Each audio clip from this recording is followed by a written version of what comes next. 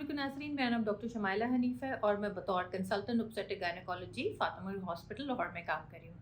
आज की जो टॉपिक है डिस्कशन का वो है थ्रोम्बोसाइटोपिनिया इन प्रेगनेंसी या लो प्लेटलेट इन प्रेगनेंसी। इसके बारे में हम आज बात करेंगे कि प्लेटलेट क्या चीज़ होती है, इसका क्या फंक्शन होता है, क्यों कुछ ख़वातीन में प्रेगनेंसी में प्लेटलेट कम हो जाती है और इससे क्या मसाइल आ सकते हैं।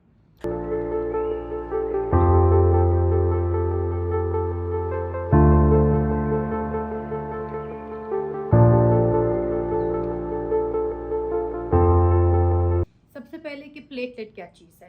प्लेटलेट ब्लड में एक ऐसे सेल्स हैं जिनका मेन फंक्शन ये होता है कि कहीं भी अगर ब्लड वेसल में इंजरी है तो वहाँ वो इकट्ठे क्लम्प होके क्लॉट फॉर्मेशन करते हैं, जिसकी वजह से ब्लड ज़ाया नहीं होता। तो बेसिकली प्लेटलेट क्लॉट फॉर्मेशन में मदद देता है और ब्लीडिंग होने से रोकता है।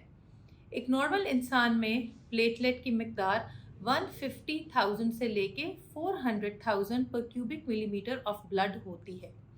अगर किसी की 150,000 पर क्यूबिक मिलीमीटर ब्लड से प्लेटलेट कम है तो इसको हम लो प्लेटलेट कहते हैं और मेडिकली इसको हम थ्रोम्बोसाइटोपिनिया कहते हैं।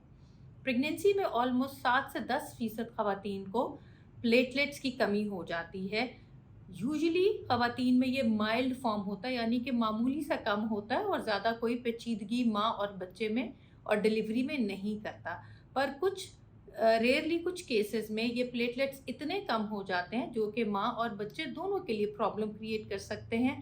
ख़ास तौर पे ज़चगी के दौरान ब्लीडिंग ज़्यादा होने का चांस हो जाता है अगर प्लेटलेट्स 30,000 से भी नीचे हों।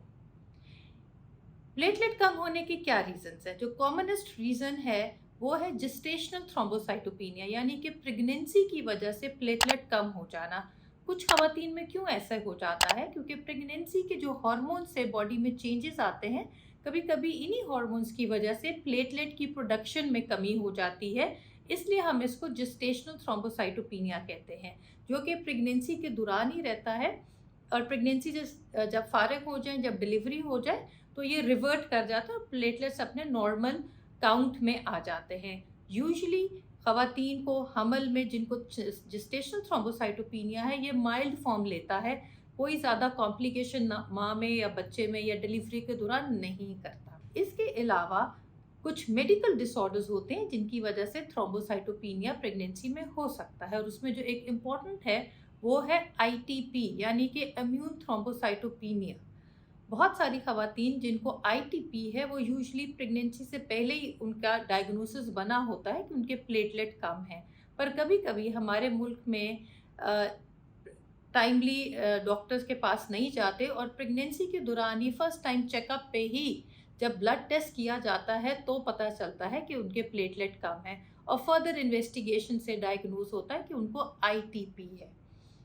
यूजुअली ITP भी अगर प्रेगनेंसी में डायग्नोस हो तो अगर मॉडरेट केसेस में ये 50,000 से भी कम प्लेटलेट्स होते हैं और अगर 50,000 से कम प्लेटलेट हो तो पेशेंट में प्रॉब्लम माँ में आ सकती है। और ये इम्पॉर्टेंट बात है कि डिलीवरी के दौरान हमें ये प्लेटलेट्स ऊपर करने पड़ते हैं ताकि डिलीवरी सेफली की जाए। और जो मेडिकल डिसऑर्डर्स जिनकी वजह से प्लेटलेट्स प्रेगनेंसी में कम हो सकते हैं वो है प्री एक्लेम्पसिया, यानी कि ब्लड प्रेशर जिन खवातीन को प्रेगनेंसी में होता है उसमें कभी कभी ऐसी कॉम्प्लिकेशन हो जाती है जिसमें लिवर भी इफ़ेक्ट हो सकता है, किडनी भी इफ़ेक्ट हो सकती है और इस कॉम्प्लिकेशन को हम कहते हैं हेल्प सिंड्रोम। हेल्प का मतलब है कि ब्लड के अंदर ब्लड सेल्स टूटने लगते हैं जिसको हम हेमोलिसिस कहते हैं, लिवर एंजाइम्स या लिवर के फंक्शन ख़राब होने लग जाता है और साथ में ब्लड में जो प्लेटलेट है उसकी मिकदार भी नीचे होने लग जाती है। यूजुअली जो हेल्प सिंड्रोम जो कि एक ब्लड प्रेशर की कॉम्प्लिकेशन है, थर्ड ट्राइमेस्टर यानी कि आखिरी 3 महीनों में ये शो भी करता है और डायग्नोस भी तभी होता है। और जब किसी की ये डायग्नोसिस हो तो ऑब्वियसली आपके जो गायनेकोलॉजिस्ट हैं आपकी इंटेंसिव मॉनिटरिंग शुरू कर देते हैं और आपका डिलीवरी का प्लान भी कर सकते हैं।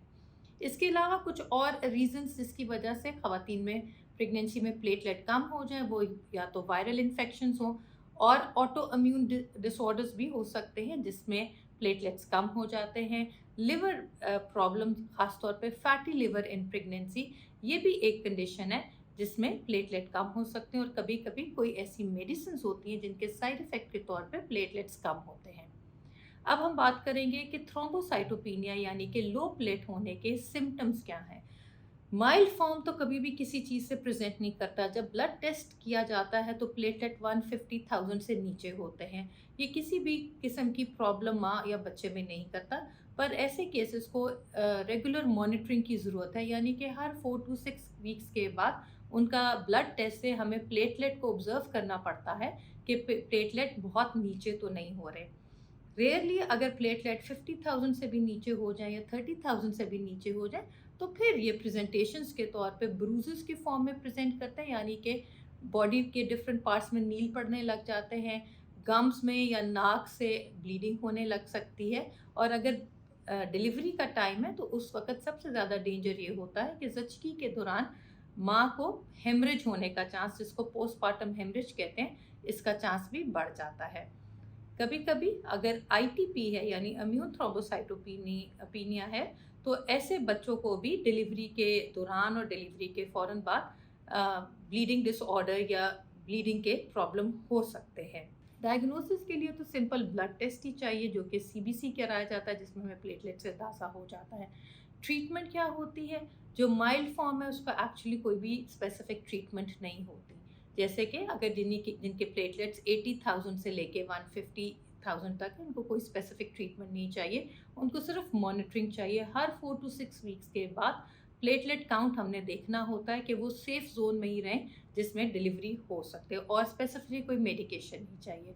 प्रॉब्लम तब आती है जब प्लेटलेट्स 50,000 से नीचे हो जाए। अगर ऐसी सिचुएशन होती है, ऑब्वियसली आपके जो गायनेकोलॉजिस्ट हैं वो आपकी कंबाइंड केयर का प्लान करते हैं, जिसमें आपकी कंसल्टेशंस ब्लड स्पेशलिस्ट, जिनको हम हीमेटोलॉजिस्ट कहते हैं, उनके साथ की जाती है। और ये कंबाइंड केयर का फ़ायदा ये है कि हीमेटोलॉजिस्ट फिर प्लान करते हैं कि आपको क्या मेडिसिन दें, आपको प्लेटलेट्स आपके किस तरह ऊपर करें ताकि डिलीवरी में कोई कॉम्प्लिकेशन ना आए।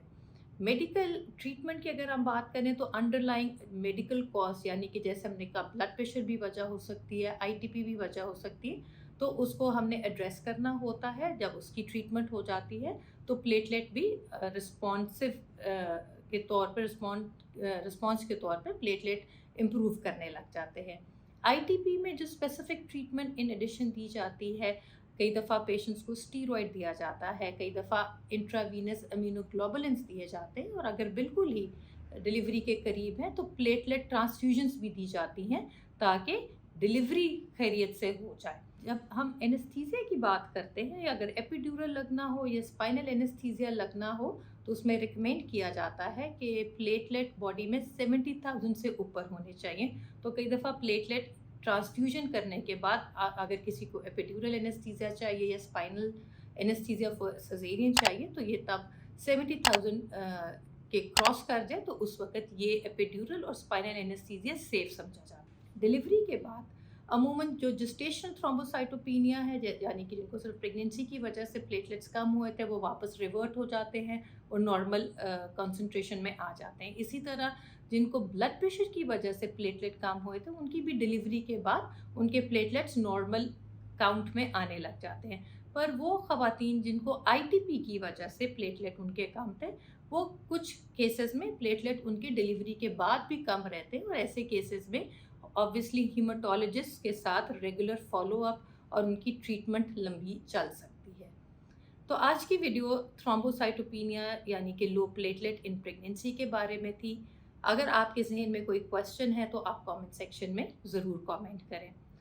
कभी भी अगर आपके ब्लड टेस्ट में आपको लग रहा है कि आपके प्लेटलेट कम है तो प्लीज़ अपने डॉक्टर से डिस्कस करें ताकि आपका प्रॉपर फॉलोअप प्लान बन सके। और अगर बहुत ही कम है, यानी कि 50,000 से प्लेटलेट कम है, उस वक्त आपका कंसल्टेशन हीमेटोलॉजिस्ट के साथ बहुत ही ज़रूरी है। अपना बहुत सारा ख्याल रखें, खुश रहें। अल्लाह।